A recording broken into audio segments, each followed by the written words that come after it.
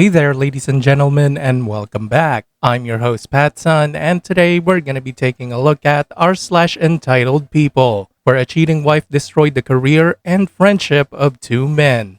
Let's begin. A Snake of a Woman, posted by Reddit user Otaku Gamer. This happened years ago, before pandemic old. This is a story about my no longer godmother. Also, not sure if this belongs here, but this snake made my father cry in secret. At the time of the story, my godmother is also our next door neighbor. She became my godmother because she is the wife of godfather, which is one of my father's close friends. Also note they have 4 children with my godfather. One of the earlier stories that I remember that made our family despise her is her cheating on her husband and not caring if anyone sees. My grandmother heard stories from my other neighbors that while her husband is at work, he would call one of her old boyfriends and make out in front on their house like it's normal. At first I cannot believe it. What made me believe it was when I was walking at the nearby mall and saw her hold the arm of another man in a lover's way. I thought that she would not want to be recognized by someone she knows, so I intentionally looked away pretending to check the stores on the other side. But she bravely walked towards me and tapped on my shoulder to greet me, knowing I know she is still with my godfather. Even though she is the one cheating in the relationship, if she suspects, even clearly it's not true. Godfather is getting close with one of the female coworkers. She would visit him in his workplace and make this coworker quit her job or would trap her that would make the management fire them. The story that made my father cry is when my father gave her a job at their employer's company. Just a side note, my father is a very well-trusted manager of the company and is very close of the owner, so close he is like his right-hand man. Since at that time my father was skeptical of the stories of the snake, and in their current state they needed more money for their 3 or 4 children, which 2 was almost going to college and tuition fees was raising high, and they also moved to another house, so they were much in debt. So my father directly asked the owner to hire her as a second manager at another location. Since my father was very trusted by the owner, she was hired as a manager at another location. One of the tasks my father was entrusted every few weeks is to visit the company's other offices to check on their workers and location. While my father was on his visit to her location, she made a trap that would get my father fired for harassment.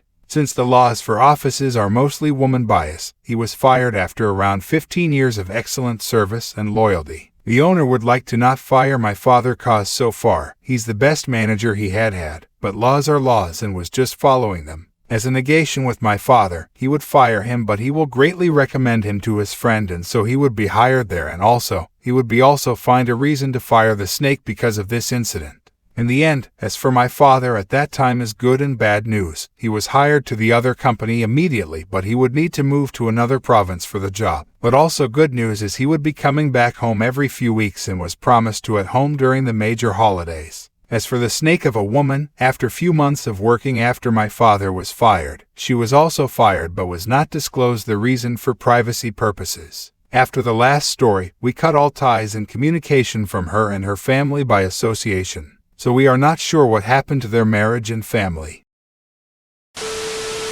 First of all, OP, your godparents are chosen at your christening. They are people that are not typically related to each other, so your godfather's wife is not your godmother. But I am glad that you cut off that woman. It's just sad that your dad lost his job and a friend because of her. I hope you guys told her husband that he's married to a hoe. And now for today's second story. You guys are selfish for refusing to support your cousin. Posted by Reddit user Shell User.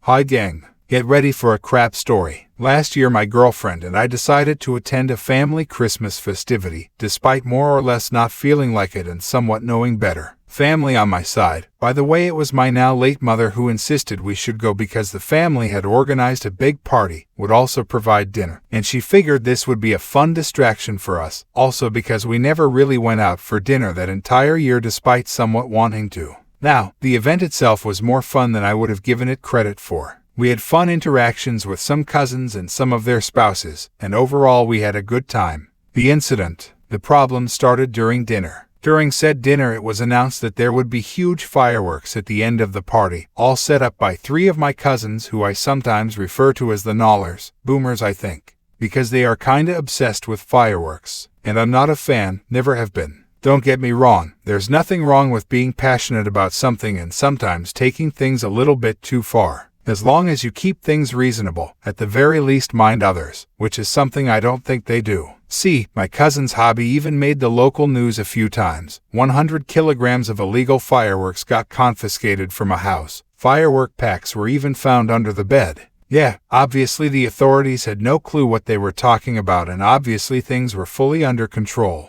The regulations were at fault, most surely not them. Several years ago, I once raised the question, yeah, but what if a fire would break out? To which I was told, that never happens, yeah. No point in arguing that level of ignorance. Minecraft. What are you, little kids? So after the announcement, the conversations during dinner went a bit towards the fireworks. Convos went back and forth, and suddenly one of the spouses asked my girlfriend if we ever did something with fireworks, to which my girlfriend said no, but we do have a bit of an in-game fireworks tradition. When asked what she meant, my girlfriend explained that during New Year's Eve we used to hack our Minecraft game, so that the in-game clock would sync with the real-world local time, during which we'd set up some in-game fireworks and effects which would then launch during 12 midnight sharp.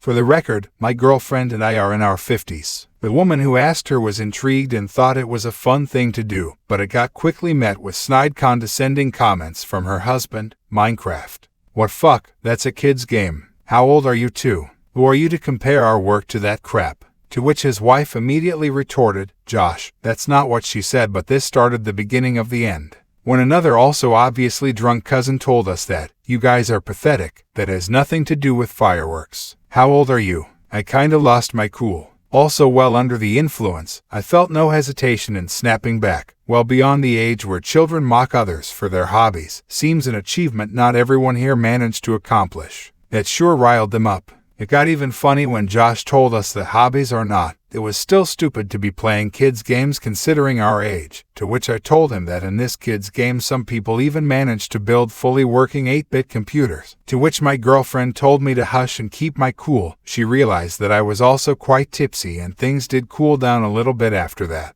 Until another relative, nice guy in his 16 or such I think, suddenly yelled out, OMG, Uncle Shell wasn't kidding, would you look at this? The guy had grabbed his phone and looked it up, and came up with several YouTube videos. The funny thing here is that this guy was a great student and his parents were really proud of him, and then he's the one to yell out in sheer admiration. For the record, the fireworks afterwards were fun to look at, no question about it. But the following loads of snide remarks afterwards made us decide to leave the party early, and well, screw that.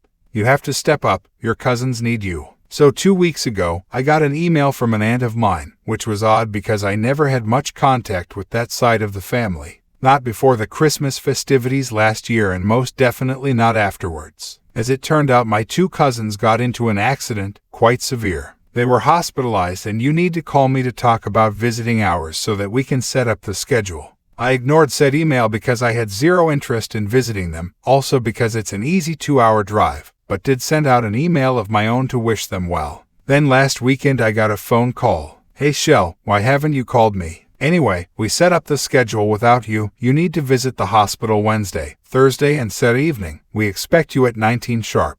Don't complain about the time. That's your fault for not calling me. I listened and I couldn't help but plain out laugh it out. Yeah, good luck with that. You can count me out though. Which was met with several rude remarks. How dare I turn my back on my cousins who obviously needed my support? Do they, or is it you who is now trying to force a break for yourself? I asked. That hit a nerve. As it turned out, my cousins were messing around with obviously not illegal fireworks yet. Long before it's even legal to use that stuff, it literally blew up on them. Not going into too many details for obvious reasons, but one is now missing a hand and the other an eye. Those got lost in the process. And we're not talking about kids here, but grown-up guys who are well in their 30s. It's all your fault, you know. 2 days ago I got a new email, now telling me that the new schedule has been prepped and I am expected to go visit my cousins upcoming Tuesday, 2nd Christmas Day, Wednesday and Friday on 13 and 19 to make up for last week. Followed by, it's all your fault this happened, you know, because people like you never believed in their amazing capabilities and always need to talk down on them.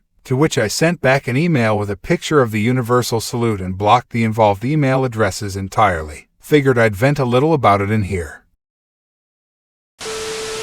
So your old aunt expects you to make a 2-hour drive one way just to visit those 2. Yeah, Right. Look, man, I'm sorry that they got hurt, but no, just no. And I'm not even sure what words to use so I could describe your aunt making mandatory visiting schedules for you and other family members. Just send them nice get well cards with fireworks printed on them.